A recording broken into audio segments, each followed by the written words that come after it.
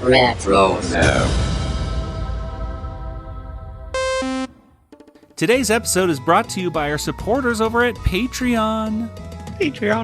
Special thanks to Bemused Horseman, Christian, Ethanisher, Kyle, McCoy, MJ, Nebby, Ketzel, Rapid Kirby, Tamara, The Guaranteed Engine, The Cartoon Gamer, Weffy, Marjorie, Marty, Melissa, Patrick, Brian, and Micah. Let's give it up for our patrons. Woo! How many of those were you with different accounts? I'll never let you know.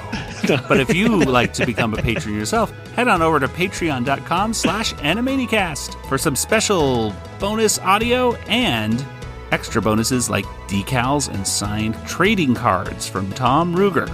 Ooh. It's all at patreon.com/Animanicast. And welcome everybody to another episode of the Animanicast. The CEO created an online suggestion box. Okay, I want beef chili in the water fountains, a young wacko spin-off starring me as my own dad, and every other Friday we shouldn't have to wear pants. You already don't wear pants. Oh. Fine then, I want some pants to take off every other Friday.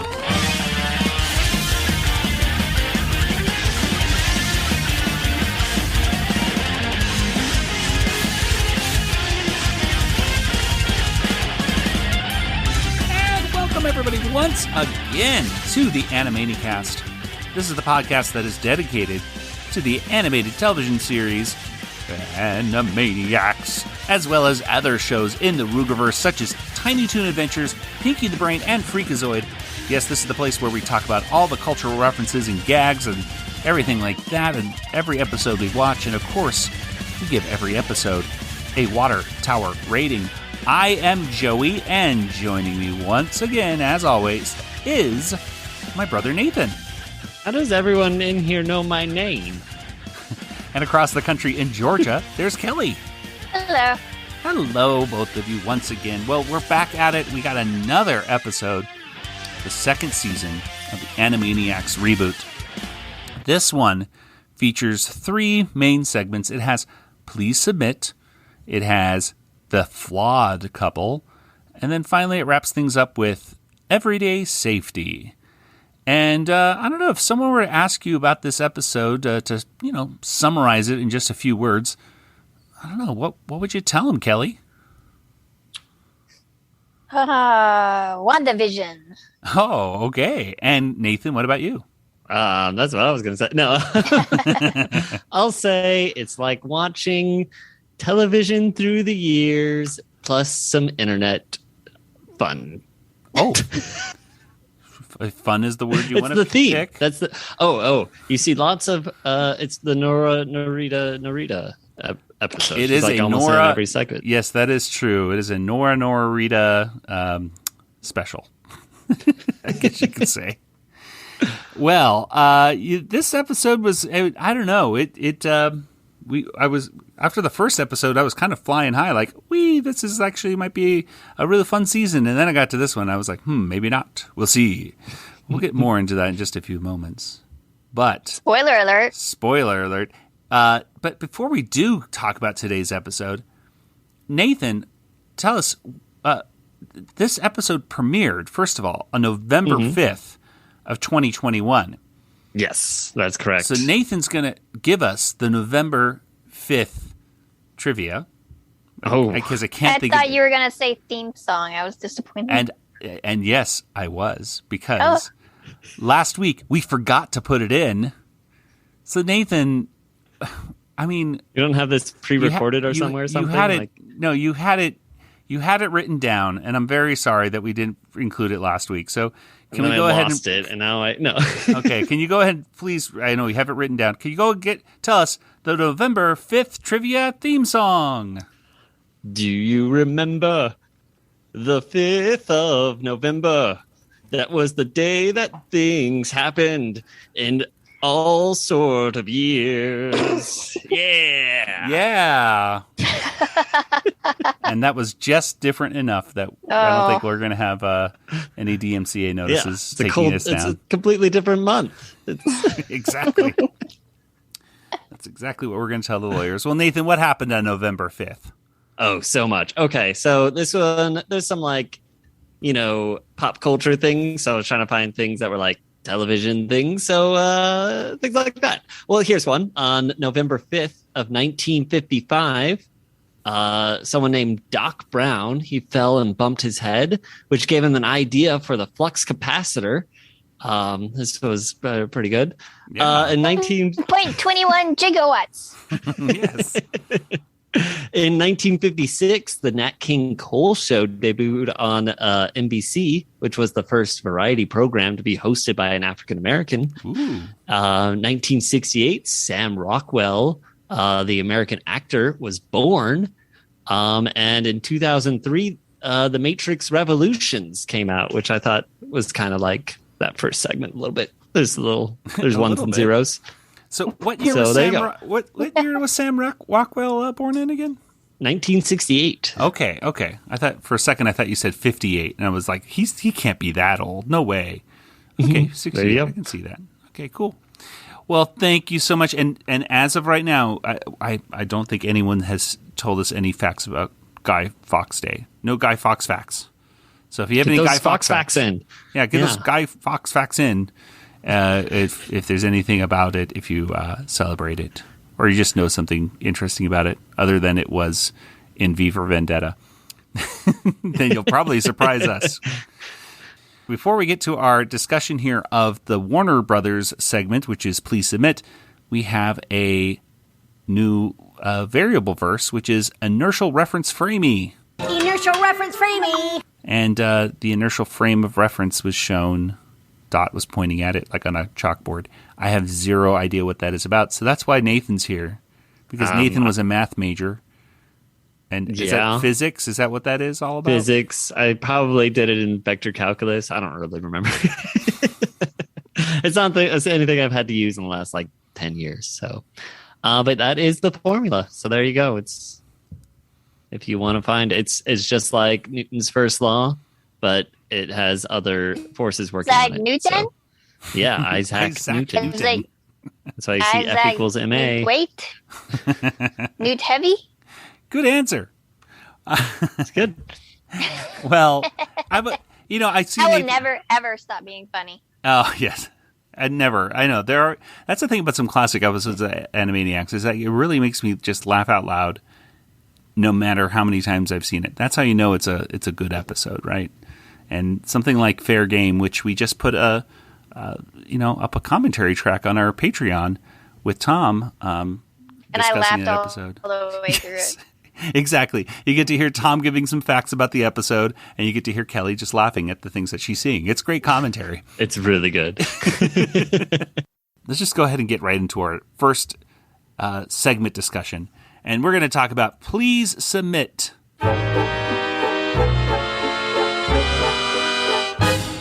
And Please Submit was written by Kathleen Chen and Brian Polk, and it was directed by Brett Varon and, let's see, Nathan. That's who was going to discuss this one, right? Yeah. Okay. Nathan, why don't you tell us what I saw? So. Yeah, okay. Nathan, why don't you tell us what happens here in Please Submit? All right, Please Submit. We start off with Norita, and she's telling everyone that her coach has told her that she needs to ask for suggestions or something, but she says it really sarcastically, and the guy behind the cameras asks her to say it again, so she beats him up. That's when we find out that Wacko and Dot are watching this on their computer, and they Wacko decides to send in some suggestions, like maybe a young Wacko spinoff where he stars as the dad of young Wacko. That would be nice. Now, is that a reference to young Sheldon? I assume, but I've never seen young Sheldon. I don't know if the guy who plays Sheldon plays the dad. He's not. That's why I was trying to figure it out. I kept Googling different things. I was like, I know Shia LaBeouf did it in that movie he was in, so it was like maybe that is. No, I don't know. Shia LaBeouf. Yeah. But as he sends his letter into the computer, it asks for his email address, and they're like, well, we don't want to put that in. So they say, not now, but it just keeps popping up. What's the point of doing anything on the internet if you can't be anonymous? Yeah, I'm not gonna put in my email. Then don't. Hey, make like a cobbler and shoo. Forget it, Dot. We should probably get off the computer anyway. What the H.E. pair of chopsticks? Hello. Please sign up. Never! And they're like, whatever, we'll just leave. But as they're leaving the water tower, there's a giant pop-up ad right there saying, please submit your email address. And, this is kind of scary. It's kind of... so they throw it inside the water tower, lock it up, and run away. But it's chasing them. They get onto a tour bus. They're trying to hide behind a map, but it's still just following them. It's so creepy. So they end up, they try throwing it into a wood chipper. That doesn't work. They run it over with the tour cart. That doesn't work.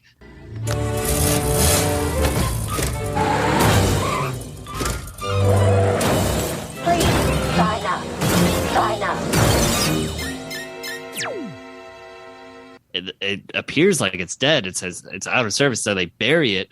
And after Wacko says a few words, it pops right back out. Oh my gosh. Does anybody want to say a few words? Sure. Ahem. Mustard, umbrella, borborygmus. That was beautiful, Wacko. Well, what should we do? Sign up to continue. So they decide, it's better to just submit. They're going to just submit. And so Yakko hits the please submit button. We find out Yakko's email address, which is very similar to Wacko's email address. Why'd you pick Yakko Warner too? Yakko Warner was taken. By me. It seems like everything's better. The skies are clear. But then it gets cloudy again. And now we're getting spammed by all these emails. We've made some changes to our privacy policy by eliminating the privacy part of the policy. Oh my gosh. And one of them, Wacko, is even interested, and he's like 80% off all my, I might get cool looks at hot prices or something, but that has a virus in it, and he's taken over. Oh my gosh, it's so scary now. Greetings, Dot Warner. I can't believe the deal I got on these name brand sunglasses. Click here. He's been hacked. He's got emails all over him, and he's trying to get his brother and sister to open an email as well, so they'll also have a virus telling him about some cool sunglasses they can get. But they try to give it duo authentication. They start hitting him with books like that. They instead reformat Wacko, and they gave him new password with capital letters and at least one number and special character. Reset password with at least one number, capital letter, and special character. I have successfully changed all my passwords. And that works. He's all better. And then the emails, they fall to the ground. But 3 of them come back up and they're like, we're sorry. What if we only get in touch 3 times a day? Is that okay? And then all of them come up, all the emails, and then they're all chasing the Warners again. So we're back at this. Oh no. They're just getting inundated with all these emails, and to the point where they're hiding in a graveyard, but Wacko is gone. All we see is this hat, and he's getting chipped now. He's gonna go through the wood chipper as well. It's, oh no. And Dot now has also been taken, and she's gonna get run over by the tour bus. Oh no. Oh, she gets hit, and we see a little flower, so it must be pretty bad. And then Yakko gets thrown into a hole and starts getting buried alive, and cut to black, and we see Wacko sitting in a chair.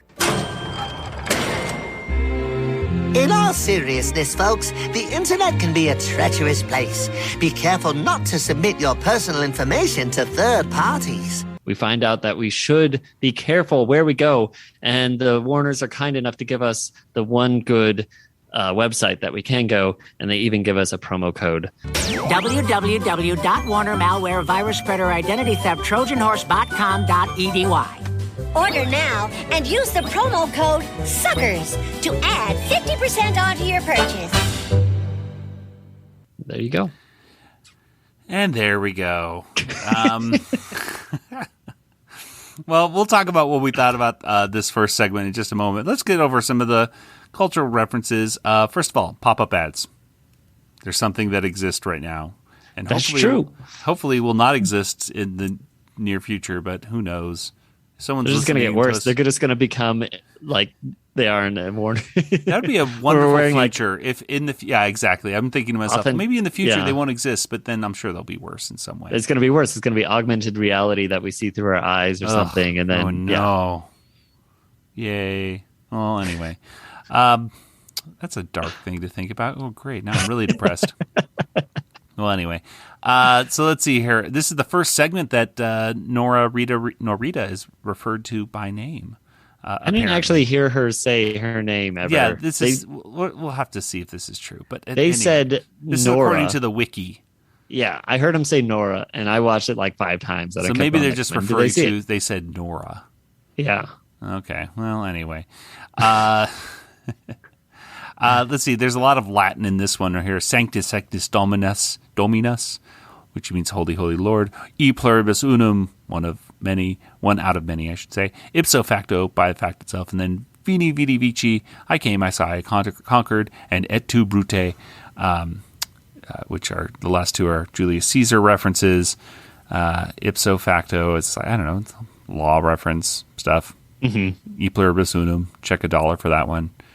And the Holy, Holy Lord, Nathan, you're putting this as a possible reference to Sister Act? Maybe. It's in one of the songs they sing.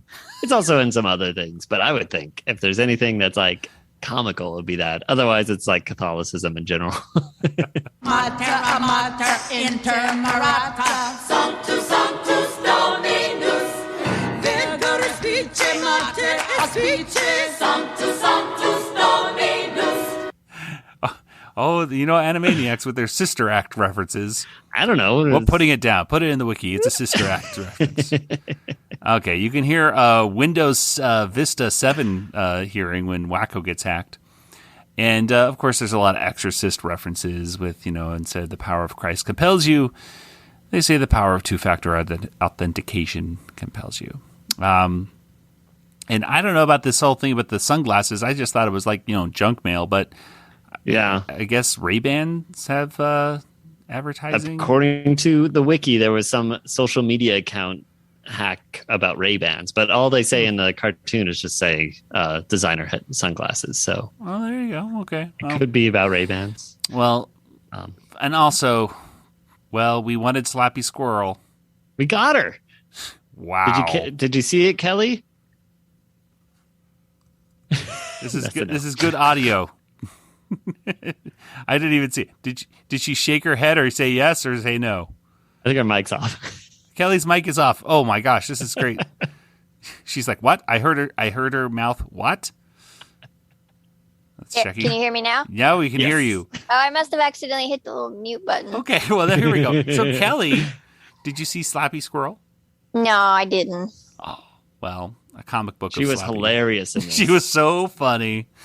No, unfortunately, that's I guess that's the only Slappy Squirrel we get. Yeah, yeah, disappointment. Yeah, she was on a little magazine, so that's all you see. Yeah, or comes out of book, Wacko's ear. Yeah, some sort of. Yeah, she pops out. Anyway, what did you guys think about this first Warner segment? Kelly, let's start with you. It kind of reminded me of the loading game segment from the previous episode, where it was like just super annoying because it was referencing things that are annoying in real life, and it was actually a little creepy too, like with the graveyard and when Wacko was sort of possessed by the when he was hacked. That was kind of creepy. I liked the visuals of it, but it was just like, he's like a zombie. And but I don't think it was terribly funny. I thought some of the shots were great. The flying envelopes looked really cool, and I liked how they were visually referencing spam and things like that. But it just made me think about how I hate getting emails and pop-ups and. Yeah, I did like the part where it says, can we just send them to you 3 times a day, which is my new favorite thing to see when I click unsubscribe. I go, okay, let's just think about this for a minute. Okay, we know we're sending you too much, but how about we just filter? No, everything. Spam. Yeah, it gets to be a lot. And then there's always the question about, do I even click unsubscribe? Because once I click unsubscribe, then you're basically... you opened it. Yeah, and they know you opened it, and they verified that this address is a good address. So, okay, we'll unsubscribe you from us, but now we'll sell your address to someone else, that your verified active email address. So there's no escaping it. Nathan, what did you think about it? I learned a new vocabulary. Borborygmus. See, I didn't say that in the notes because I couldn't pronounce it, and I don't think you did either. No, I think it's Borborygmus. Okay, something like that. It means your tummy rumbles. Oh, there we are. If you're hungry, say Borborygmus. Well, but Nathan, did you find this funny? Did you find it funny? Shouldn't this? Yeah, I was laughing throughout the whole you thing. Were laughing throughout the whole thing? Yeah, I couldn't stop laughing. So I don't know. I might have a problem. I think Nathan's medication. Something's wrong with me. I think your medication had to be in check. I don't know what was going on. I couldn't, and every time I saw it, I couldn't stop laughing. I was really scared. All right. Well, we're gonna take a break real quick and make sure Nathan's okay. I'm so scared. Hi, this is Slappy Squirrel, and unfortunately, you're listening to the Animanicast. All right, we're back. So, Nathan, you okay now? Yeah, I watched it one more time. I didn't laugh that time. So okay, you didn't laugh that time. Okay, so that probably means you're leveled. That's good. I assume I probably might have laughed at some point. I don't know. Well, it's yeah. I kind of agree with Kelly. It's just kind of like, it's almost like too relatable and not. I mean, you can make something relatable like that, sure, is annoying, and still be funny. Like Survey Ladies, something that at the time was very relatable. But you know what? It's funny. And I like beans with George Wendt. Exactly. Like it could be like like it seems to me like this is something you could do. Like this was Survey Ladies, but not funny. It was scarier than like I don't typical know. One. So if you want like a spooky one, I know it could be like a Halloween episode one. Yeah, I know. It seemed like it could have been on that one. They were trying to do something that was like also like a lesson for kids, but I don't know. It's somewhat educational. Somewhat, don't do this, kids. It's like, yeah, okay. I think the password is probably the most educational part. Which is like, change your password and make sure it has these criterias and the 2-factor authentication and stuff. I guess, but that's not really up to you. I like the 2-factor authentication compels you. That was funny. Yeah.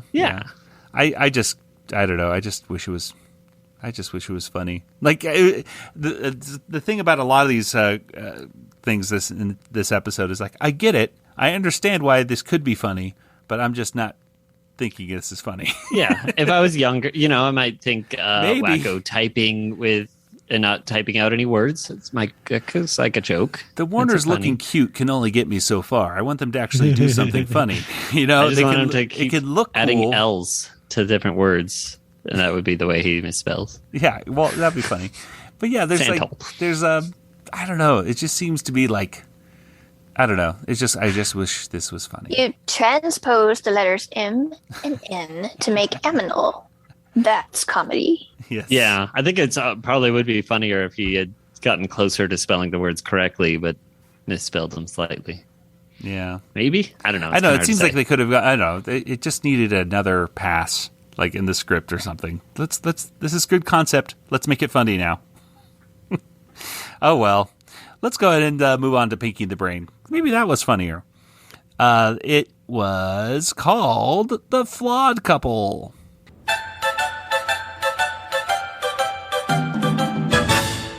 And The Flawed Couple was written by James Butler, and it was directed by Adriel Garcia. And Kelly, what happens here in The Flawed Couple? So we see Nora again, and she is in a mood because Pinky and the Brain have gone missing. And so she decides to show these never-before Pinky and the Brain pilots. And the first one is sort of a parody off of I Love Lucy and the Honeymooners. And Brain is the husband, and Pinky's the wife. Sort of got hair like I Love Lucy. Pinky, what is that putrid smell? That's dinner. That's dinner, Brain. I made potatoes all rotten. It's potatoes au gratin, you domestic doddy pole. One of these days, I'm gonna transfer the kinetic energy of my fist into a force vector applied directly to your oral aperture. Ooh, I've never been to Connecticut. Well, Pinky suggests they go out to a meal, to a restaurant, and Brain gets really irritated because he's like, oh, so we're going to go and have dinner at the one restaurant that my boss is at, even though we're in a sprawling metropolis, and the chances of actually running into my boss are pretty slim. And he gets so mad at Warner Brothers because, he just doesn't like this plot. And then there's a parody of the Brady Bunch, and they have little tiles where you see the character faces, and Pinky is kind of like representative of Carol Brady and the three girls. And the youngest one wears a cone on her head like a dog, cone of shame. And instead Brain of curls, which is that's cute. I didn't get that at the time. And the Brain, is Mike, and he's got the three boys, but then he interrupts the song because he's like, what idiot would have three kids and then choose to have three more? He just doesn't understand that. This is a flawed premise. Nobody with 3 children would willingly sign up for 3 more. Who wrote this improbable drivel?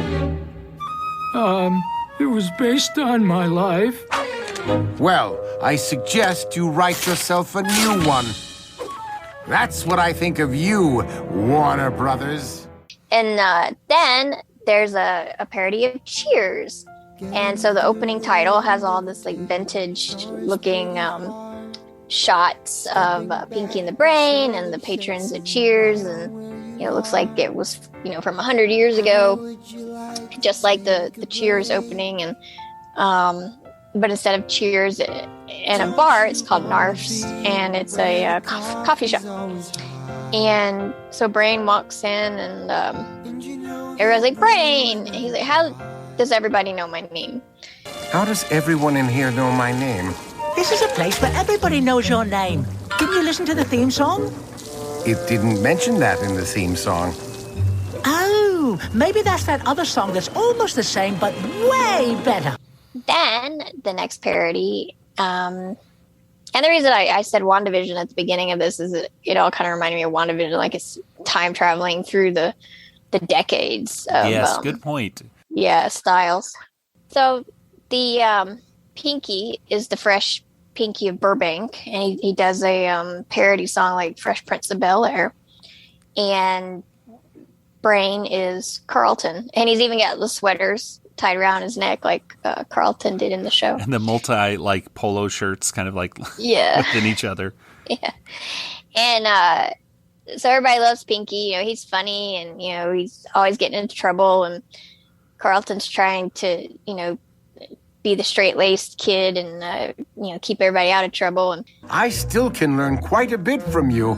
You're darn right, Brain. You've got the book smarts, but I've got the street smarts. I've got street smarts, too. Heck, I've even got street moves. Check it out. He's like, I can be cool, too. And he does the dance. I'm assuming is a ripoff of what is it called? The Carlton dance?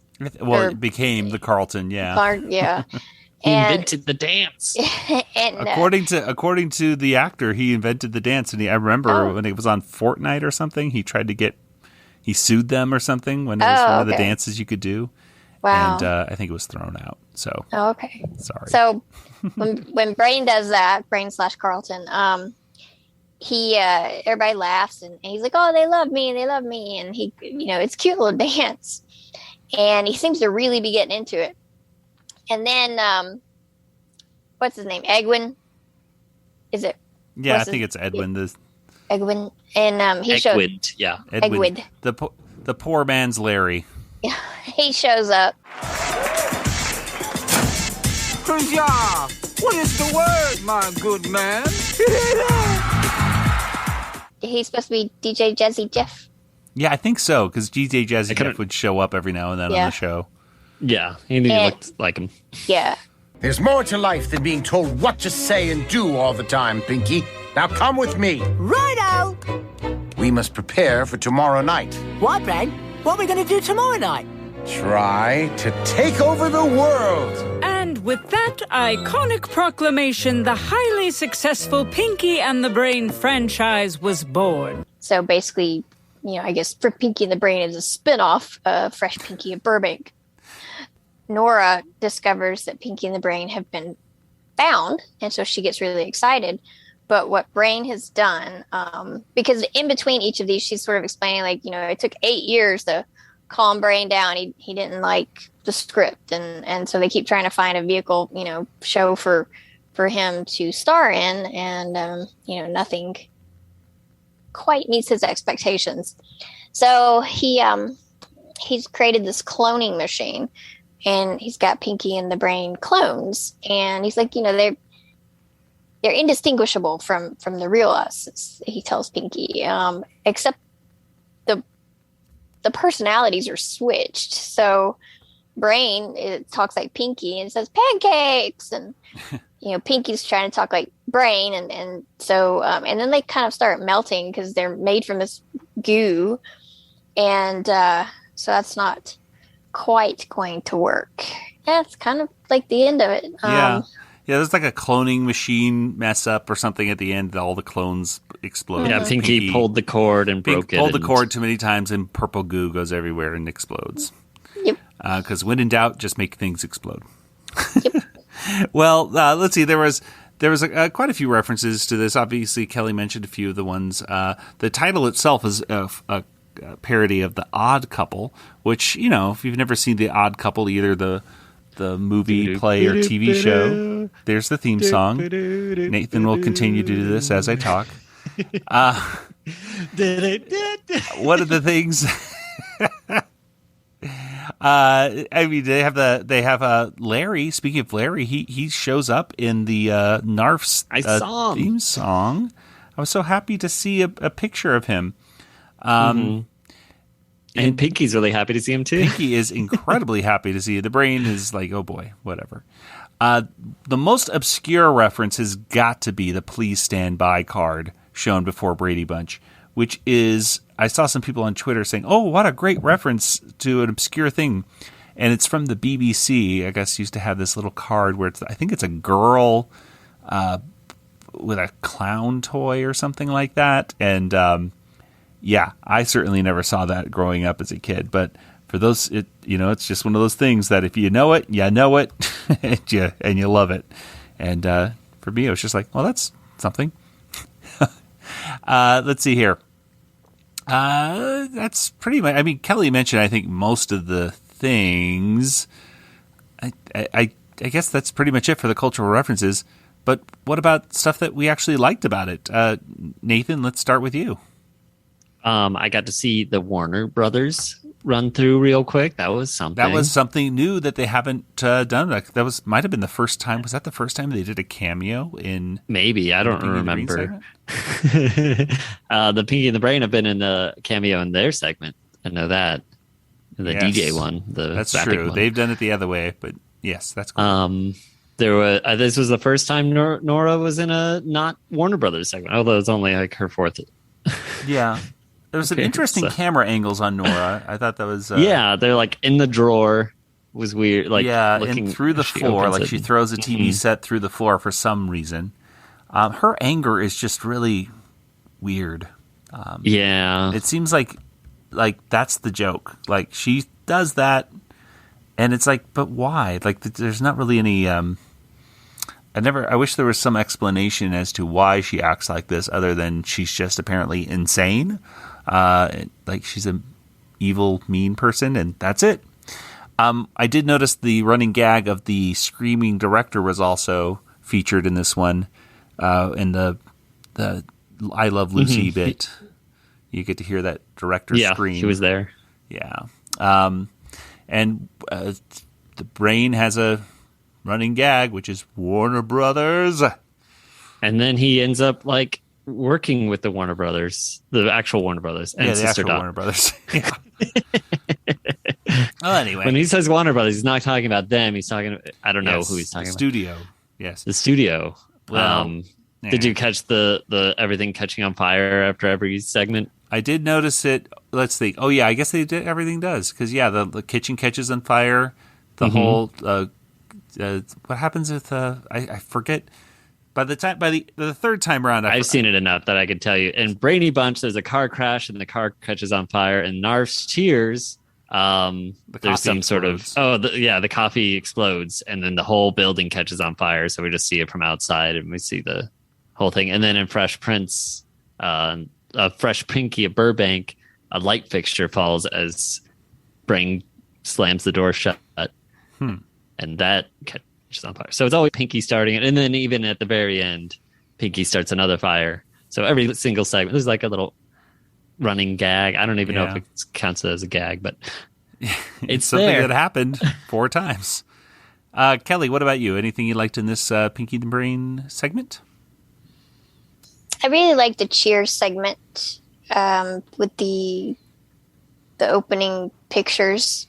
I kind of wanted to screenshot some of them. They just look so great, especially one with like Pinky and the Brain at the end. It made it's nice to see him like with shading and with a little dimensional look. I like the Pinky pouring coffee in celebration on top of Brain, like you would with Gatorade or something. Exactly. that was good stuff. And I like. There's some funny. I thought the cards were funny, and then they even have funny names too. The parody songs were pretty good. That was probably the best parody song though too. Yeah, I like the fact that the Brain was like mentioning how solemn and how depressing that song was for a comedy show.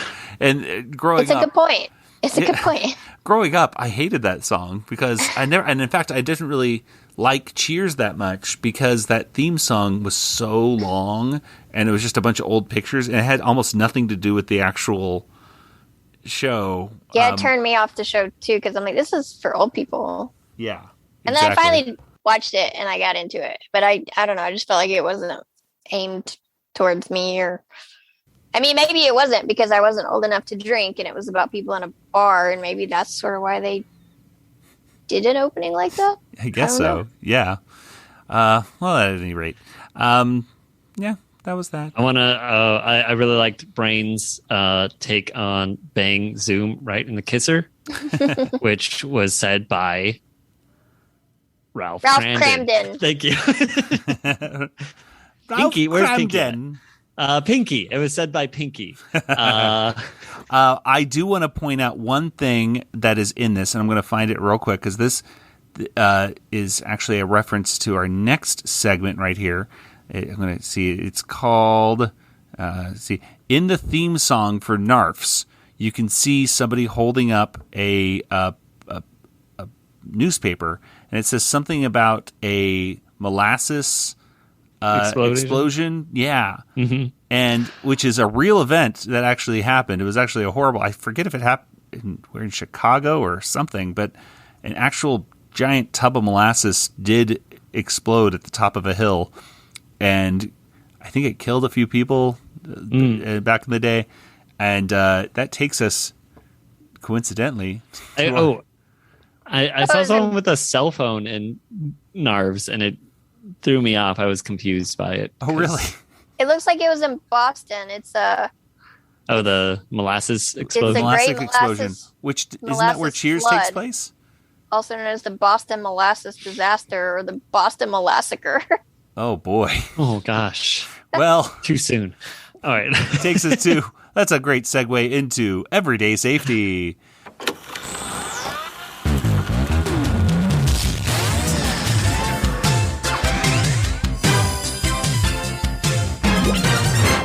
And Everyday Safety was written by Wellesley Wild and Ted Mulkerin, and it was directed by Varon.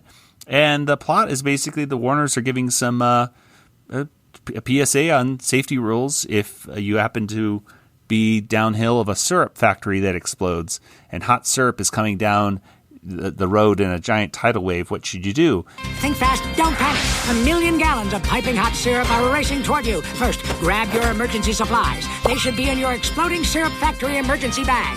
It should contain an inflatable raft, a metric ton of ice, an ant farm with 3 active queens, some pancake mix, a bat, and a radio. They, make an igloo and get inside the igloo, and which will cool them down or keep them cool, and they'll be sealed in like bugs and amber for 1 million years. And they have a radio that they listen to, which ends up playing some NPR. And then Dot gets her bat to smash it. That's what the bat is for, after all. And eventually, Wacko decides to open the door. Butter. Don't worry, I'll go get some. Out of this cooperative!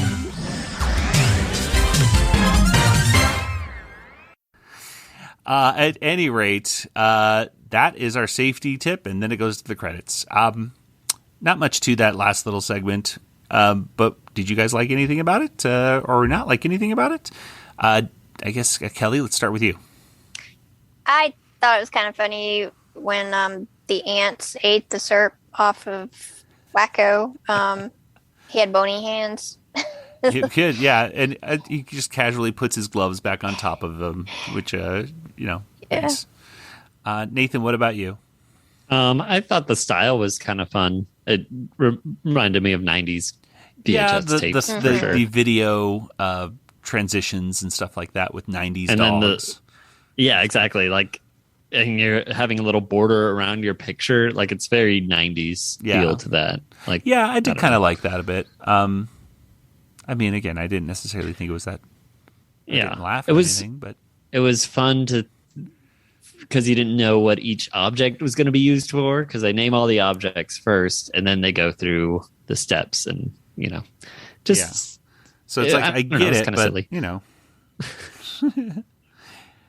Well, but did you get it? Did you get it? But do you get it? Sort of.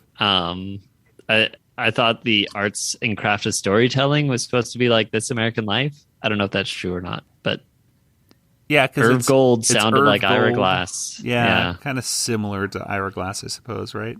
But the actual show name didn't sound. I was like, no. Well, at any rate, I guess let's go ahead and get to our water tower rating.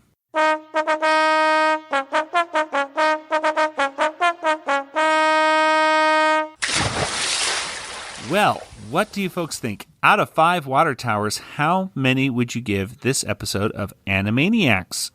Kelly, let's start with you. I think I'm going to go with a 3. The Animaniacs segment wasn't particularly funny. It was okay. Pinky and the Brain, I actually really enjoyed. And the third segment was kind of cute, had its moments. And so overall, pretty decent episode. Wish it could have been a little bit stronger in the beginning, but I really did like the Pinky and the Brain segment. All right. And Nathan, what about you? I'm going to go with 3 as well. I thought it was educational enough. That was good. And I don't know. Yeah, Pinky and the Brain was fun. I don't know. Some of it kind of didn't make a lot of sense. Like, I don't know. So logistically, it doesn't make a lot of sense. But it was just like a fun thing. So just for fun, it was fun. And the last segment was also fine. So, 3. It was, it's good for this. I don't know. I could almost go with 3.5 because it was, for the reboot, it's a pretty good, solid episode. So. Yeah, and that's the thing. I know Nathan's kind of judging him off of, based upon reboot stuff.